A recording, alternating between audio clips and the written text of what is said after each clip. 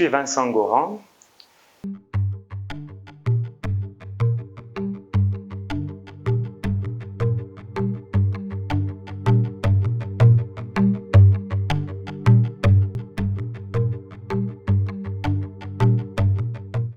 Et je vais me présenter sous 3 angles essentiellement. Tout d'abord, je suis marié et 4 enfants sur le plan matrimonial.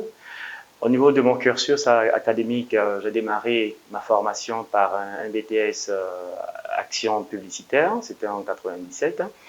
Et après quoi, j'ai tutoyé un diplôme d'ingénieur en marketing et management. Et après quoi, j'ai eu un autre diplôme au niveau ingénierie commerciale sur le plan export. Et après quoi, il y a le parcours professionnel qui m'a permis d'être un pur produit de la communication avec une spécialisation en agence conseil en communication. Il faut dire que dans mon parcours professionnel, j'ai côtoyé une bonne dizaine de structures, d'entreprises sur le marché, dont plusieurs sont des agences conseil en communication, des agences sur le plan local et des agences de communication au plan international. Je suis donc un peu produit de la publicité de façon générale. Et après ce parcours en entreprise, j'ai commencé donc mon parcours entrepreneurial, ce qui m'a valu de créer la première entreprise qui est une régie publicitaire. Et par la suite, donc, toujours avec ce virus de l'entrepreneuriat, j'ai monté une agence conseil en communication qui a pour objectif, qui a pour mission de conseiller globalement les entreprises qui présentent divers types de problématiques. Et après cela, toujours dans le parcours entrepreneurial, j'ai monté une maison d'édition qui est les éditions Florian, qui abrite le magazine Stratmart que vous connaissez. Et ce magazine-là qui aujourd'hui est notre bébé, ce magazine qui aujourd'hui est fort apprécié par plusieurs professionnels sur le marché. Voici donc en bref qui est Vincent Goran. Il faut dire à la base que je suis entrepreneur dans le cœur, entrepreneur dans l'âme, entrepreneur dans l'esprit, depuis le bas âge. Je pense que je tiens cela des parents. Je dirais que cela est venu principalement d'une grosse frustration. Une frustration qui est née dans les années 2000 où j'étais dans une agence conseil en communication du marché et je recevais régulièrement le magazine Stratégie. C'est un magazine européen qui est dédié au marketing et à la communication de façon générale. C'était un superbe magazine, un magazine de belles factures, de belles coutures, mais c'était un magazine européen et qui restait européen en traitant des thématiques occidentales, des thématiques des pays développés. Ma frustration est née de ce que ce magazine ne traitait pas de nos réalités. Les concepts qui étaient développés ne s'accoutumaient pas à nos réalités quotidiennes, à nos entreprises au plan local, à nos entreprises africaines. Alors je me suis fait la promesse qu'un jour, lorsque je partirai de chez mon dernier employeur, je mettrai sur le marché un magazine qui serait dédié au marketing, à la communication, aux médias et au digital. J'ai pris mon mal en patience et le temps étant venu, en 2015, ce rêve est devenu finalement une réalité. Je veux axer essentiellement sur 2 difficultés majeures. La première difficulté portait sur les ressources humaines, parce que en son temps, il n'existait aucun magazine, aucun support qui traitait de cette thématique du marketing, de la communication. Et j'avoue qu'il fallait trouver des journalistes qui soient très pointus, des journalistes qui comprennent, des journalistes qui rentrent facilement dans la vision de ces thématiques-là qui sont nouvelles. C'était une grosse problématique. Il a donc fallu faire un recrutement qui a mis plusieurs semaines et en fin de compte, on a pu trouver cette ressource. La deuxième grande difficulté était une difficulté d'ordre financier. Vous savez que de façon générale, les startups que nous sommes, nous démarrons nos activités sur fonds propres. Et en tant que tel, il fallait fonctionner sur ses économies, sur ses épargnes, sur quelques petites marges réalisées, ça et là, sur de petites prestations. Et cela était difficile. Il faut payer les salaires, il faut payer les charges de fonctionnement, il faut assurer, globalement parlant, l'ensemble des charges.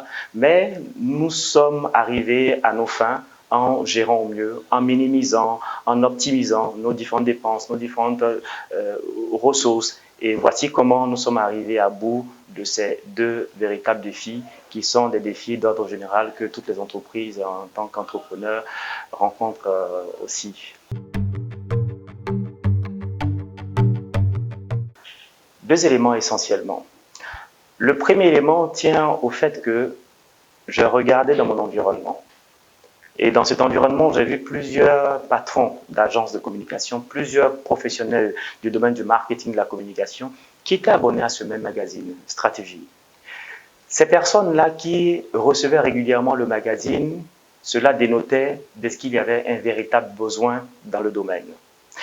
Et la deuxième chose, ou le deuxième élément, tient au fait qu'il y avait un véritable vide dans notre environnement. Quand vous avez des supports dans le domaine du sport, de la santé, de l'humour et tout le reste, il y avait ce vide qui existait au niveau de l'environnement des entreprises et principalement dans le domaine du marketing et de la communication. Il n'y avait aucun support qui traitait de cette thématique, aucun support qui parle du produit, des produits ou des services d'une entreprise, qui parle de la stratégie, marketing, de communication, des circuits de distribution, bref, de tous ces éléments qui peuvent aider une entreprise à s'abonner et à réussir, à se développer. Cela n'existait pas. J'ai trouvé que cela était une grosse injustice qu'il fallait réparer. Et c'est ainsi qu'avec l'ensemble des équipes, nous avons tenté au mieux de relever ces défis, de réparer cette injustice, d'où la naissance de Stratmark.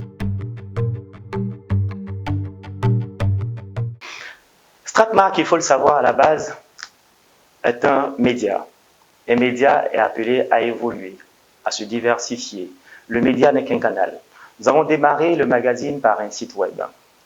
Et le site web nous a permis de créer de la notoriété, d'avoir cette image coruscante auprès des différents professionnels du marché. Et après quoi, nous avons évolué vers le magazine. Après avoir atteint le 50 millième fan sur Facebook, nous avons décidé de tenter l'aventure magazine. Le magazine est ainsi né.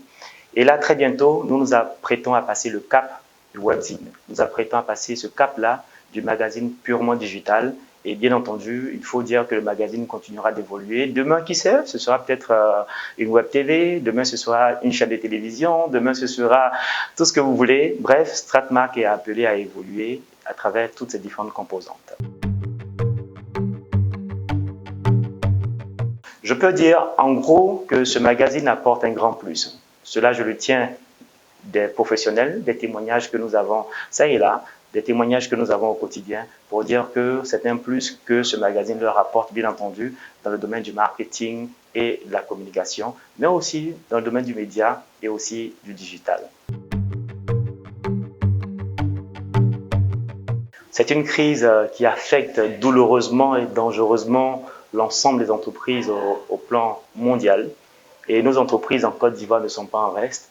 Et notre maison d'édition, bien entendu, fait face aux difficultés de cette Covid-19, mais il faut dire que nous prenons des mesures. Et la première mesure que nous avons prise, bien entendu, c'est le respect des mesures barrières. Respecter ces mesures barrières pour protéger les différents collaborateurs, protéger les équipes, parce que ce sont ces équipes-là qui travaillent sur le produit au quotidien. Et s'il n'y a plus d'équipe, naturellement, il n'y aura plus de magazine. Donc, nous veillons à la santé de nos différentes équipes, de nos collaborateurs.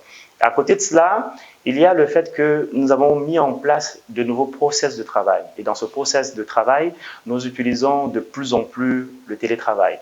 À distance, depuis leur domicile, les collaborateurs élaborent les différents dossiers, les différents écrits, et ces écrits-là sont publiés. Les PME, les TPE doivent prendre conscience de l'importance de la communication. Vous prenez une entreprise telle Coca-Cola, qui est créée depuis 1886, mais qui continue de communiquer jusqu'à ce jour. Coca-Cola vend 1,5 milliard de bouteilles par jour à travers le monde et peut très bien se dire que je n'ai plus besoin de faire de la publicité. Mais Coca-Cola continue à travers tous les pays du monde à communiquer pour dire combien la communication est importante dans la vie d'une entreprise et naturellement pour les entreprises qui veulent aller loin. Je veux dire aux entreprises, notamment aux patrons d'entreprises et même aux startups, aux entrepreneurs, ceci. Dans le cadre de mes activités, dans le cadre de mon parcours, j'ai commis des tonnes d'erreurs. Des tonnes d'erreurs parce que j'ai manqué d'accompagnement. J'ai manqué de ces coachs, de ces mentors, de ces professionnels, de ces cabinets qui, en me donnant des conseils avisés, m'auraient permis d'éviter un certain nombre de dérapages, des dérapages qui aujourd'hui me coûtent relativement cher. Je veux simplement demander à tous ces patrons d'entreprise de faire de l'accompagnement leur allié principal. Car il y a plusieurs de nos entreprises qui échouent simplement parce qu'ils manquent la connaissance, parce qu'ils manquent le bon conseil, parce qu'ils manquent l'accompagnement adéquat. Ce n'est pas une question de coût, mais c'est une question de stratégie. Et la stratégie doit nous permettre de trouver la bonne personne du bon moment pour nous accompagner en nous donnant le juste conseil, ce qui nous évitera plusieurs problèmes, que ce soit au plan fiscal, que ce soit au plan social, que ce soit même au niveau du management, de la gestion. Bref, il y a plusieurs problèmes qui sont similaires à la vie de tout entrepreneur. Et je veux vous engager, je veux vous encourager à avoir avec vous de très bons alliés, ceux-là qu'on appelle les coachs, ceux-là qui peuvent vous aider à prendre de bonnes décisions et les justes décisions pour la survie et le développement et la bonne croissance de vos entreprises, de vos business. Merci encore une fois.